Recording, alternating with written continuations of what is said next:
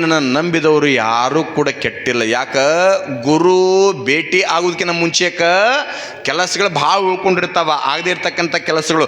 ಗುರು ಏನಾದರೂ ಭೇಟಿ ಅನ್ನಂದ್ರೆ ಆಗದ ಕೆಲಸ ಆಗಿಂದಾಗ ಆಗತ್ತಂತ ನೆನಪಿರ್ಲಿತ್ತ. ನೀವು ಕೇಳಿರಿ, 1ನೇ ವರ್ಷ ಏನು 1001 ಕೊಟ್ಟವ್ರಿಗೆ ಗಂಡು ಸಂತಾನ, 501 ಕೊಟ್ಟವ್ರಿಗೆ ಹೆಣ್ಣು ಸಂತಾನ ದಯಪಾಲಿಸಿರ್ತಕ್ಕಂಥ ಬರಗಾಲದ ಬಂಟ ಕಲಬುರಗಿ ಶರಣಪ್ಪಪ್ಪ. ಇದು ಬಿಜಾಪುರ ಜಿಲ್ಲೆಯೊಳಗೆ ಹುಟ್ಟಿದಾತ, ಅಳಗುಂಡಿ ಒಳಗೆ.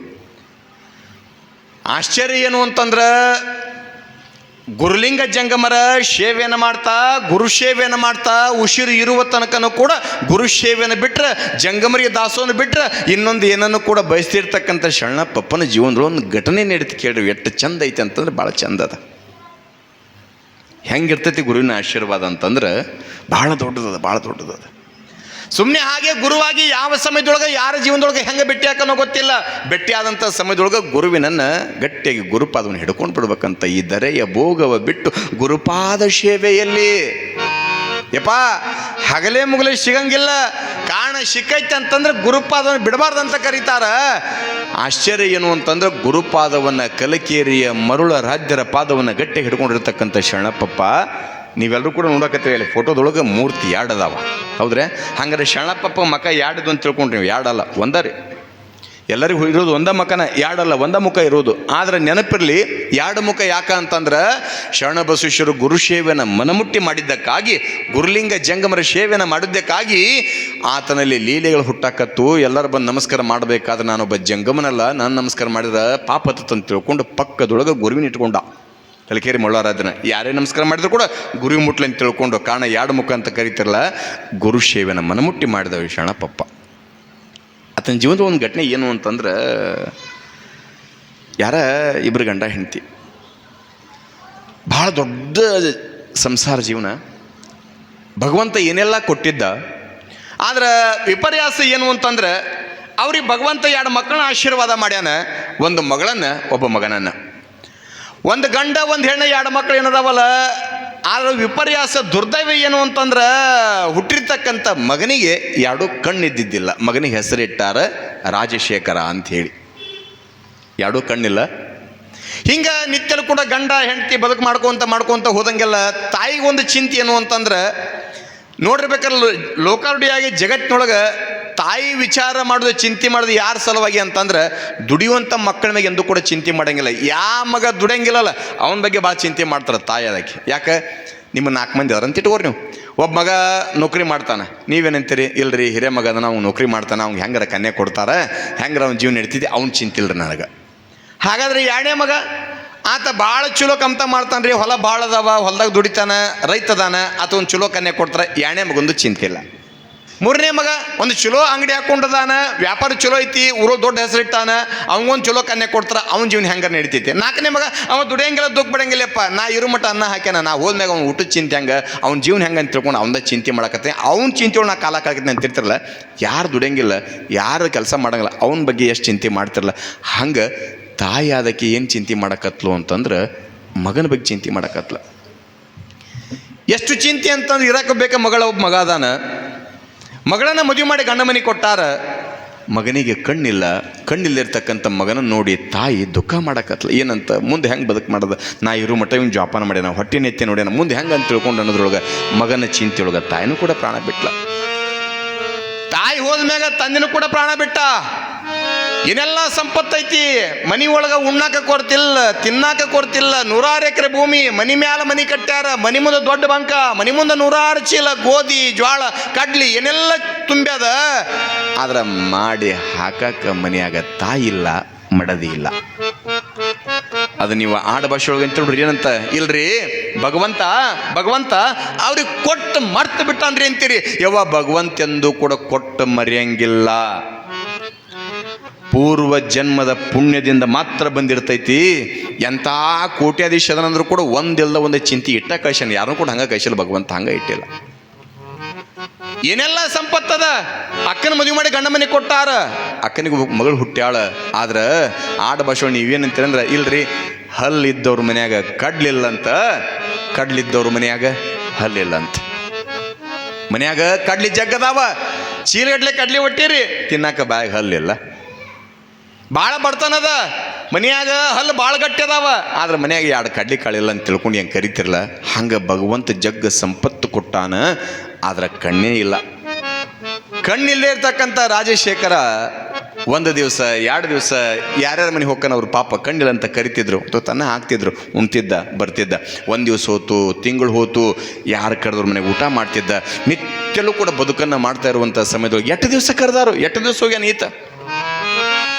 ಜನ್ಮಾಂಧನಾಗಿರ್ತಕ್ಕಂಥ ರಾಜಶೇಖರ ವಿಚಾರ ಮಾಡ್ಕೊಂಡು ಏನಂದ ಅಂತಂದ್ರೆ, ಮತ್ತು ಎಷ್ಟು ದಿವಸ ಅಂತ ತಿಳ್ಕೊಂಡು ಮಂದಿ ಮನೆಗೆ ಬಿಡೋದದ, ಎಷ್ಟು ದಿವಸ ಅಂತ ತಿಳ್ಕೊಂಡು ಮಂದಿ ಮನೆಗೆ ಉಣ್ಣೋದದ.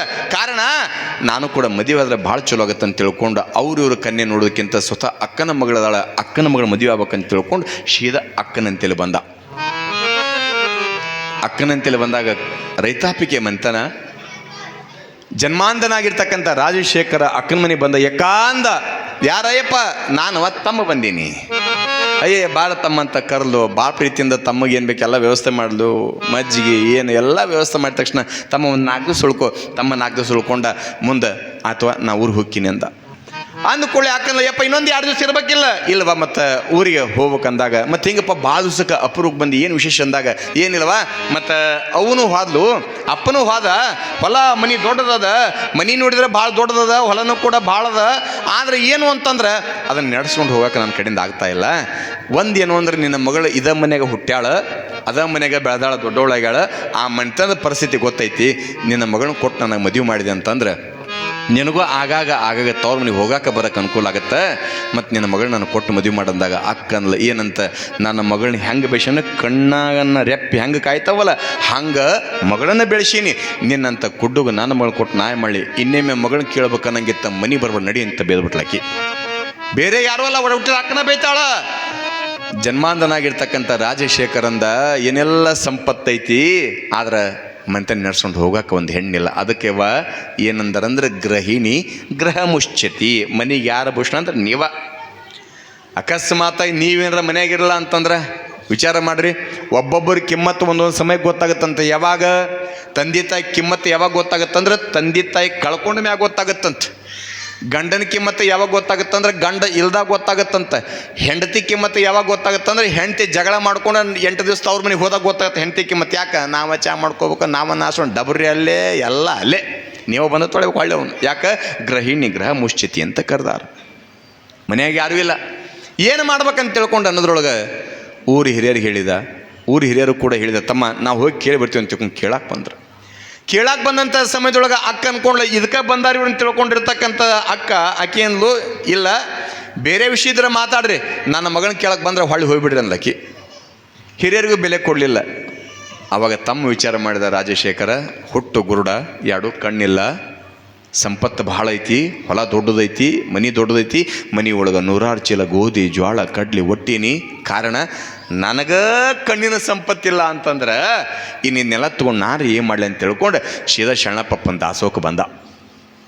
ಶರಣಪ್ಪನ ದಾಸೋಹಕ್ಕೆ ಬಂದು ಶರಣಪ್ಪನ ದಾಸೋಹ ಪ್ರಸಾದ ಮಾಡಕತ್ತ, ಶರಣಪ್ಪನ ದಾಸೋಹ ಉಳ್ಕೊಳಕತ್ತ. ಶರಣಪ್ಪಗೆ ಮಾತಂದ, ಯಪ್ಪ ನನಗೆ 2 ಕಣ್ಣಿಲ್ಲ, ಈ ಜೀವ ಇರೋ ತನಕನೂ ಕೂಡ ನಿನ್ನ ಮನೆಯೊಳಗೆ, ನಿನ್ನ ದಾಸೋಹದ ಮನೆಯೊಳಗೆ ಇರ್ತೀನಿ ಯಪ್ಪ, ನಂತರ ಅದೆಲ್ಲ ನಿನಗ ಅಂದವ. ಅಂದ್ಕೊಳ್ಳೆ ಶರಣಪ್ಪಂದ, ಇಲ್ಲಿ ತಮ್ಮ ಮನುಷ್ಯ ಜೀವನದೊಳಗೆ ಸಂಸಾರಿಕನಾಗಬೇಕಂತ ಕರೀತಾರೆ, ಮತ್ತು ಮದುವೆ ಆಗ್ಬೇಕಿಲ್ಲ ಯಪ್ಪ, ನನಗೆ ಕಣ್ಣಿಲ್ಲ, ನನಗೆ ಯಾರು ಕನ್ಯೆ ಕೊಡ್ತಾರೆ, ನನಗೆ ಕಣ್ಣಿಲ್ಲ, ನನಗೆ ಯಾರು ಕನ್ಯೆ ಕೊಡ್ತಾರೆ, ಯಾಕೆ ಎಲ್ಲ ಸಂಪತ್ತೈತಿ, ಕಣ್ಣಿನ ಸಂಪತ್ತ ಇಲ್ಲ, ಕಣ್ಣಿಲ್ಲ ಅಂದ್ರೆ ಯಾರು ಕೂಡ ಕನ್ಯೆ ಕೊಡಂಗಿಲ್ಲ. ಏನು ಮಾಡ್ಬೇಕಂತ ತಿಳ್ಕೊಂಡು ಅನ್ನೋದ್ರೊಳಗೆ ಶರಣಪ್ಪಂದ, ಮತ್ತು ನಿಮ್ಮ ಅಕ್ಕನ ಮಗಳದ ಅಂತಲ್ಲ, ಹೌದಪ್ಪ ಕನ್ಯೆ ಕೊಡಂಗಿಲ್ಲ ಅಂದಾಳ. ಸರಿ ಅಂತ ತಿಳ್ಕೊಂಡು ಶರಣಪ್ಪ ಕರೆಸಿದವ್ರ ಅಕ್ಕನ.